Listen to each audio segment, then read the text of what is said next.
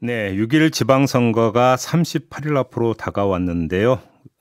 각 정당이 후보들을 속속 확정을 하고 있죠. 국민의힘의 경우에는 17명의 광역단체장 후보를 모두 결정을 했는데요. 그 가운데 한 분 지금 만나 뵙겠습니다. 유승민 전 의원을 꺾고 국민의힘 경기지사 후보로 선출된 김은혜 후보 전화로 만나보겠습니다. 나와 계시죠? 네, 안녕하십니까. 김은혜입니다. 축하드리겠고요. 예. 네, 감사합니다. 네, 후보 확정의 변이라고 할까요? 출마의 변이라고 할까요? 먼저 이거부터 좀 여쭤보겠습니다. 일단 이제 저희 지역구 주민분들께 아쉽고 또 죄송하고 감사하다. 그렇지만 더 열심히 뛰어서 네. 저희 지역구를 포함한 경기도 전체 주민분들에게 더 나은 경기를 안겨드릴 수 있는 그런 후보가 되겠다라고 말씀을 드리고 싶고요. 예. 지난 대선에 제 지역구에서 윤석열 당선인이 2만 표 가까이 이겼습니다. 근데 제가 국회의원에 당선될 때 2년 전에는 1,100표 차이였거든요. 예. 그래서 그동안 주민분들께서 함께 해왔던 시절에 대해서 그렇게 평가를 해주셨다 감히 생각하고 싶고요. 네. 그래서 제 이름처럼 주민분들의 은혜를 갚기 위해서 이번 선거에 최선을 다해서 이기겠다라고 말씀을 드리고 싶습니다. 네, 알겠습니다. 요즘 그 경선 복귀가 좀 필요할 것 같은데요. 경쟁자였던 네네. 유승민 전 의원은 경선 결과가 나오고 나니까 윤석열 당선인과의 대결에서 졌다. 이렇게 네. 입장을 밝혔던데 어떻게 평가하세요? 일단 유승민 전 대표께는 제가 품격 있게 경선을 진행해 주신 데 대해서 감사와 위로의 말씀을 드리고 싶어요. 예. 멋진 경선을 후배와 함께 해주셨기 때문에 저는 함께 나란히 선 것만으로도 영광이었고요. 예. 그리고 저는 출마 이후에 줄기차게 민심을 잡겠다. 그리고 당신과 함께 가겠다고 말씀드린 바가 있습니다. 그리고 저한테는 지금 경기도민만이 있고요. 경기도가 민주당에서도 어떻게 생각하실지 모르겠지만 누군가의 정치적 도약을 위한 재기의 발판이나 구름판이 돼서는 안 됩니다. 예. 즉 대선을 위한 진검이 돼서는 안 되고 경기도민만을 위해 집중할 수 있고 경기도민만이 목적어가 되는 그런 도지가 필요로 한다고 생각합니다. 그런 면에서는 저는 그 변화를 바라는 마음이 국민의힘에게 그리고 저에게도 더 오실 수 있도록 최선을 다해서 겸손하게 노력하겠습니다. 유승민 전 의원이 이런 이야기를 한 것은 결국 경선 결과에서 드러나는 것 같은데요. 선거인단 그러니까 네. 당심에서 보면 우리 후보님이 71.2%로 압도적으로 이제 그 지지세를 형성을 했지만 네, 민심 일반 여론조사를 보면 오히려 유승민 의원이 60.3%로 훨씬 높았거든요. 바로 아마도 이 점을 좀 지적을 한 것 같은데 결국은 이 이야기는 본선 네. 경쟁력을 어떻게 볼 것이냐 이 문제로 연결이 되잖아요. 어떤 말씀 주시겠습니까? 사실 여론조사에서 어떤 결과가 나왔는지는 공개된 바가 없기 때문에 자기가 알고 있지 않습니다. 뭐 보도된 바가 있지만 그게 검증된 수치인지는 제가 알기 없고요. 모든 후보에게 마찬가지입니다. 예. 그리고 본선 경쟁력이라는 것이 저는 이번 여론조사에서 가장 중요한 관건이자 조건이었다고 생각합니다. 예. 그러니까 저희 이번 경선에서 누가 민주당 후보가 나오든 선거할 수 있을 것인가, 즉 승리할 수 있을 것인가를 봤던 것 같고요. 네. 제가 그 다자간의 여론조사에서 그리고 양자간의 여론조사에서 김동연 후보를 우위에 점했던 여론조사는 이미 여러 번 나온 바가 있습니다. 결국은 그 기준을 어디서 바라보느냐에 따라 네. 그 질문은 달라지신다고 생각합니다. 그래요. 자, 이제 본선에서 이제 맞상대를 만나게 되지 않습니까? 후보님 네, 그렇죠. 누가 편하세요? 누가 올라왔으면 좋겠습니까? 아니 근데 제가 보니까요. 예. 아니 다 비슷하시더라고요. 어떤 점이 경쟁력을 말씀하시는 겁니까? 그러니까 어떤 제가 점에서? 이분들의 TV 토론도 좀 봤는데요. 예. TV 토론에서도 경기도민을 위해서 무엇을 하겠다는 말씀보다는 이재명 전 지사와 누가 더 친한지 경쟁하는 모습이 좀 불편했고요. 저는 그 민주당 후보들이 벌이는 일명 이재명 아바타 경쟁이 예. 본선에서 반드시 부메랑으로 되돌아갈 것이라고 생각합니다. 어떤 점에서 그렇게 보세요? 경기도지사는 예. 1390만 경기도민의 삶을 책임져야 하는 자리지 예. 어떤 분의 비서실장을 뽑는 선거가 아닙니다. 그렇기 때문에 누가 나와도 자신 있다고 제가 말씀을 드리는 겁니다. 엊그저께 나왔던 뉴스가 하나 있는데 감사원에서 백현동 개발 사업 있지 않습니까?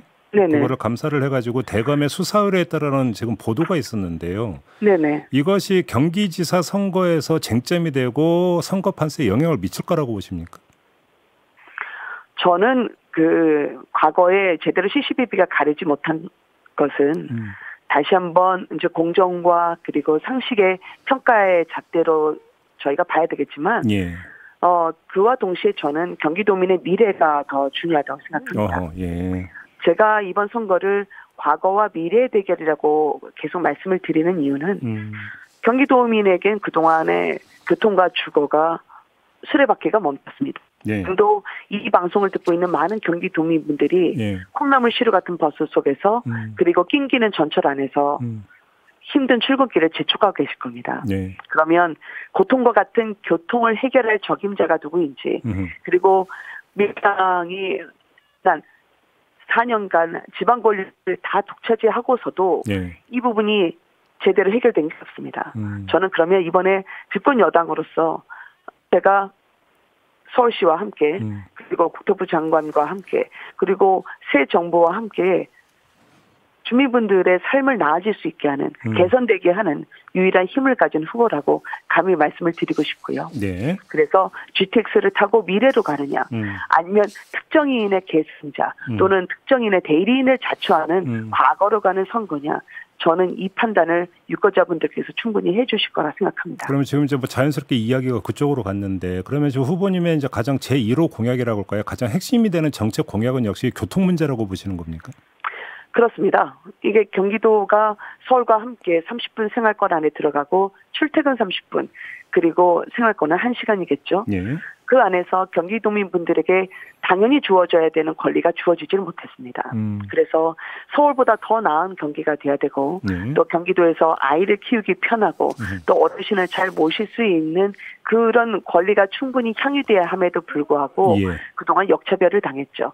그래서 저는 이 부분을 가장 먼저 풀 단초는 교통에서 시작돼야 하고 그게 GTX의 ABC의 연장과 DEF의 신설 그리고 전철의 3, 5, 6, 7, 8, 9선의 연장까지 당연히 이어져야 되는 혈맥이 이어지지 않았기 때문에 그만큼의 많은 고통이 있었다고 생각합니다. 지금 말씀하신 거 다 하려면 엄청난 사업이 돼버리는 거 아닌가요?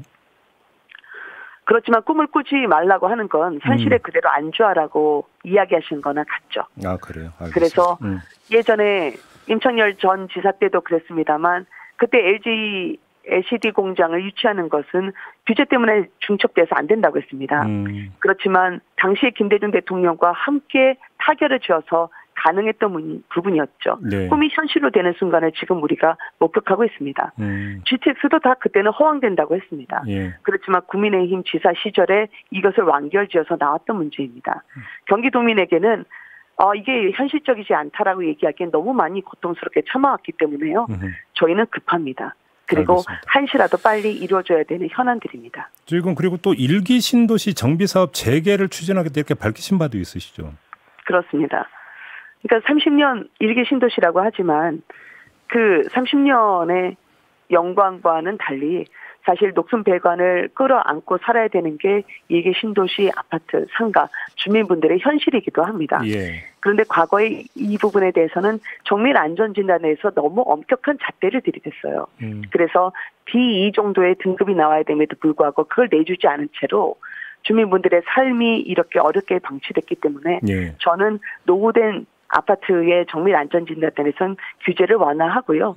구조 안정성과 관련해서도 그 너무 강팍하게 비율을 높이지 말고 줄이면서 주민분들의 삶이 편해질 수 있는 방안으로 이것은 새 정부의 시행령으로 혹은 장관 규칙으로 저희가 해결될 수 있는 부분이 있기 때문에 쉬운 것부터 그리고 빨리 할 수 있는 것부터 챙기고자 합니다. 물론 이 사업 같은 경우는 윤석열 당선인이 대선 과정에서도 언급을 한 걸로 알고 있습니다만 근데 문제는 인수위 요즘 기조를 보면 부동산 정책과 관련해서 약간 속도 조절에 나서는 것 같다는 분석이 많던데요. 이게 속도 있게 진행이 될 수 있겠습니까? 부동산에 대한 속도 조절이라는 건 어떤 정책을 말씀하시는 거죠? 그러니까 예를 들어서 지금 원희룡 국토부 장관 후보자도 이제 부동산 정책과 관련해서 바로 어떤 그 광속으로 진행되는 부분은 아니라는 취지로 언급을 했던 걸로 제가 기억을 하는데요. 네. 어떤 정책을 말씀하시는지는 제가 아직 그 구체적으로 질문이 들어오지 않아서 네. 잘 모르는데요. 예. 생애 첫 주택을 마련하시는 분들에 대한 주거 안정, 그리고 집이 없는 서민분들에 대해서 임대주택을 얼마나 양질의 그리고 보다 편하게 지낼 수 있는 환경으로 저희가 쾌적한 환경을 제공해 줄 수 있는지 네. 이것은 저는 양보할 수 있는 문제가 아니라고 생각을 합니다. 네. 많은 분들이 경기도에서 내 집 마련을 위해서 꿈을 꾸고 오셨지만 그것이 제대로 실현되지 못했습니다. 자가주택 그러니까 즉 자신의 집을 갖고 있는 비율이 56%입니다. 그것은 뒤집어 말하면 44%, 10명 중에 4분은 집이 없어서 오늘도 어느 곳에 살아야 되는지 길거리에서 시간을 허비할 수밖에 없다라는 거죠. 네. 그런 면에서는 저는 LH, GH에서의 개혁과 함께 보다 안정된 주거를 공급하는 것은 양보할 수 없는 제1의 우선순위 정책이라 생각합니다. 근데 그 이제 재개발, 재건축 이야기가 나오면 항상 이제 연동이 되는 문제가 이것이 이제 부동산 시장에 미치는 특히 가격에 미치는 영향 이게 이제 연동이 돼서 다 이제 관심이 이쪽에 집중이 되는데 부동산 시장을 좀 다시 가격에 이게 그 인상 요인으로 작동하는 게 아니냐라는 우려도 있을 것 같은데 어떻게 보세요? 저희는 주로 이제 재건축이 많은데요, 경기도의 경우에는. 네네. 근데 이것을 지금 저희가 추진위를 결성을 하고, 나중에 이것을 조합을 만든 다음에 실시 설계에 들어가고, 인가를 받고 하는 모든 과정이 적어도 5년 이상 10년까지 걸립니다. 그래서 따라서 지금 실시한다고 해서 네. 바로 나올 수 없는 게 재건축의 상식이고 보면, 순환 재개발 재건축이라는 것이 있습니다. 이것은 우선순위에 따라서 시급을 요구하는 사안에 대해서 먼저 저희가 추진을 하고요. 그 뒤에 이분들이 특히 갈 곳이 없어서 더더군다나 주택 수요가 높아지기 때문에 네. 전셋값 상승으로 이어지는 게 아닌가라는 우려가 있는데 그래서 내놨던 공약 중에 하나가 이주단지 조성입니다.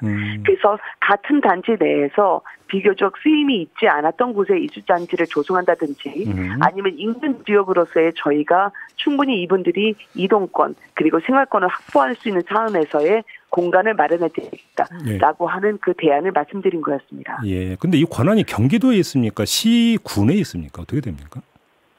뭐에 대한 권한을 말씀하시는 거죠? 지금 저 순환개발이든지 이런 것들을 인허가를 내는 권한이요. 재건축에 대한 다단계 여러 단계가 있는데요. 네네. 그 재건축에 대해서는 주로 50만 이상의 시군, 즉 지방자치단체장이 인가나 허가와 관련한 사안을 많이 갖고 있습니다. 예예. 그렇지만 경기도지사가 국토부 그리고 세정부와 함께 시행령으로 함께 협력을 이끌어낼 수 있는 부분도 충분히 있고요. 시행령으로? 그렇습니다. 그래서 지방자치단체장과의 협조를 이룬 사항이 거의 대부분이지만 도지사가 일부 50만 이하의 시군과 함께 협의를 도출할 수 있는 부분도 적지 않게 있습니다. 알겠습니다. 지금 이제 그 후보님 같은 경우 이제 의원직을 내놓으셔야 되고 이 지역구에서 이제 보궐선거가 치러지게 되지 않겠습니까? 네, 그렇습니다. 안철수 인수위원장 그러니까 그 출마설이 계속 나오던데 혹시 좀 그 관련 이야기 나누신 게 있습니까? 제가 여기 지금 아직 그 사퇴를 하지 못한 상황에서요. 그 후임자 공천을 제가 이게 주도적으로 할 수 있는 입장은 아니고요. 어떤 분이든 지금 분당 갑의 유권자분들의 생각이 가장 중요합니다. 네네. 그분들의 의견이 존중돼야 된다고 생각하고요. 그래서 누군가 일도남마처럼 결정하는 게 아니라 주민분들에게 더 가까이 그리고 우리 안에 삶의 질을 개선할 수 있는 그런 일꾼이 누구인지 주민분들의 희망을 모아서 제가 당에 전달하는 과정을 거치려고 합니다. 지금도 제가 인수위원회 쪽에 나와 있는데요. 그 경기도지사로서 주민분들의 북부라든지 부산에서는 어반 루프로 불렸던 인천에서 김포공항까지 단 15분 안에 접할 수 있는 미래형 초고속 철도와 관련한 그 제 10대 과제를 인수위 국정과제에 포함시켜 주십사 하는 그런 바람을 안고 와 있습니다. 그래서 일꾼을 뽑는 선거는 경기도지사 그리고 앞으로의 저희 재보궐선거도 마찬가지일 거라고 생각합니다. 알겠습니다. 자, 오늘 말씀 여기까지 들을게요. 고맙습니다. 네, 고맙습니다. 예, 지금까지 김은혜 국민의힘 경기지사 후보였습니다.